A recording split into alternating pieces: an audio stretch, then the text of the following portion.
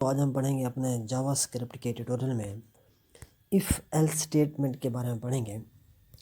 हमने अपनी पिछली वीडियो में इफ़ कंडीशन के बारे में पढ़ा था। उसमें हम क्या करते थे, हम इफ़ के अंदर एक कंडीशन लगाते थे।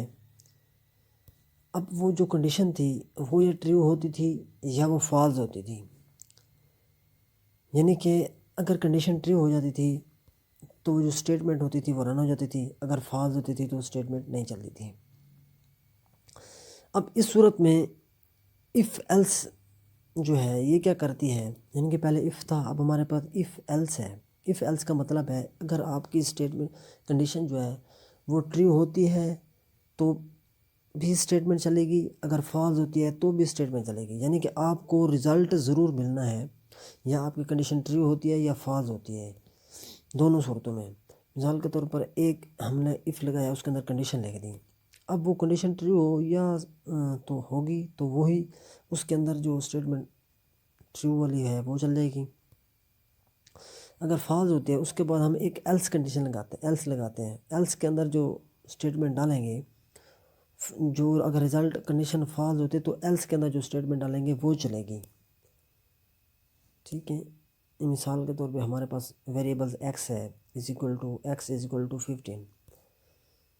अब हम कंडीशन लगा देते हैं कि इफ़ एक्स ग्रेटर देन 13, यानी कि एक्स बड़ा है किससे, 30 से। अब ये स्टेटमेंट जो है वो फॉल्स है, क्योंकि एक्स बड़ा नहीं है, एक्स तो है 15 है, ये है 30। अब 15 जो है वो 30 से बड़ा नहीं हो सकता। अब ये स्टेटमेंट क्या होगी, ये फॉल्स होगी। अब इस ये जो हमने डॉक्यूमेंट डॉट राइट लिखा हुआ है एक्स इज़ ग्रेटर, अब ये नहीं चलेगी। अब हम एल्स के अंदर जो चीज़ डालेंगे, यानी कि document dot right x is smaller, अब क्या चलेगा, अब हमारा चलेगा एक्स इज़ स्मॉलर, ये प्रिंट हो जाएगा। तो इस तरीके से हम इसका प्रैक्टिकल करके देखते हैं। मैंने क्या किया हुआ है, यहाँ पे हमने वो फाइल ओपन की जो हमने पिछले ट्यूटोरियल में बनाई थी। हम a is equal to 20, b is equal to 10। अब हम क्या करते हैं, यहाँ से इसको हटा देते हैं, नॉट को। मैंने लिखा हुआ है a यानी कि छोटा है या बराबर हो b के।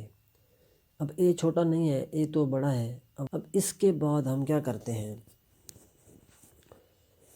इसके बाद हम एल्स डाल देते हैं यहाँ पे। ठीक है, एक और डाल देते हैं एल्स। अब इसके अंदर हम लिख देते हैं जो भी चीज़,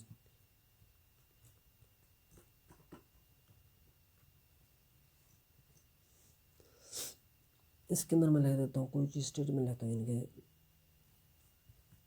जावा एल्स स्टेटमेंट। यानी कि अगर हमारी ट्रू होती है तो ये चलेगा, JavaScript comparison operator and if statement चलेगी। ठीक है, ये ऊपर वाला जो है हेडिंग हमने जिसमें HTML3 लगाया, अगर ये हमारी कंडीशन फॉल्स होती है तो हमारा ये एल्स वाला पार्ट चलेगा। इसको हम क्या करते हैं, इसको एक बार सेव करते हैं।